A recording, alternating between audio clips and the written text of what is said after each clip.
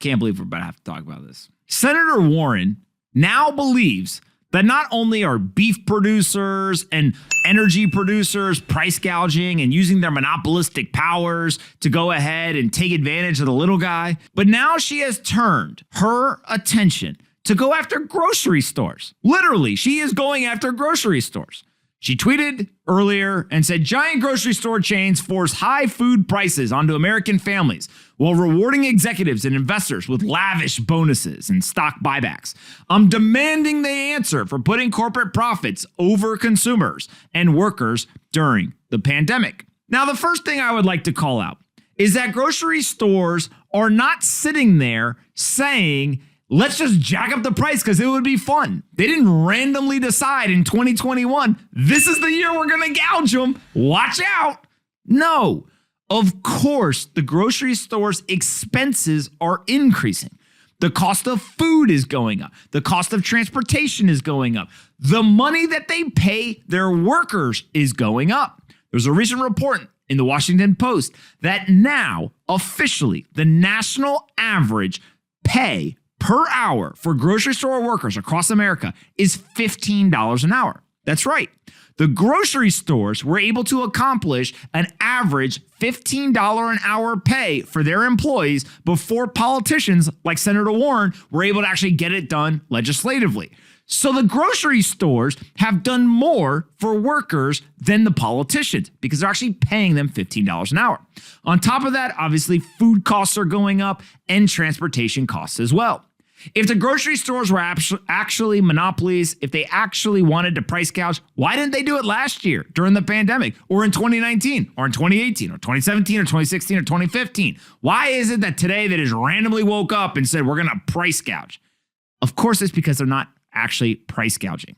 They simply are taking their increased cost and they're passing it on to the consumer. Now, that's how business works, is if my costs go up, I still need to be able to make a profit.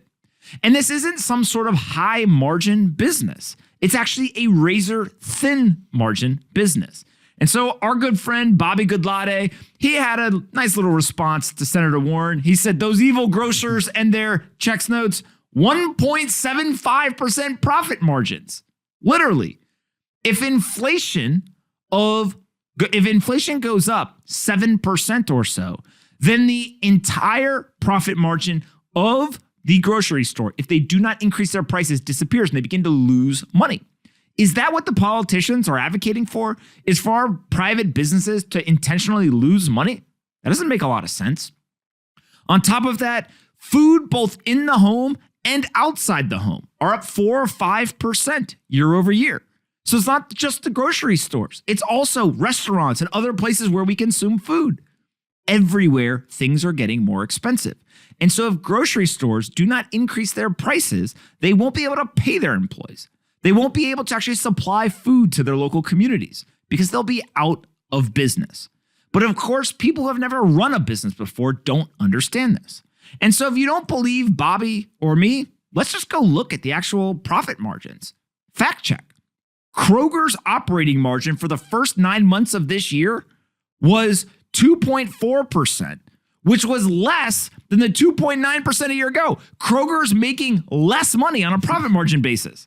So not only are they not price gouging, not only are they not paying lavish bonuses and making all this corporate profit, Kroger's making less money in 2021 than they were in 2020. This is complete nonsense, and the politicians know it. But that's not it. If you go ahead and you actually look and dig a little bit deeper, what you can see here is that it's very clear. They're making less money. Even though the grocery stores are actually increasing their prices, they make less money. Now, I don't believe that Senator Warren or anybody else actually believes the nonsense that they're saying. There's people on both sides of the political aisle that are saying all kinds of crazy stuff around inflation.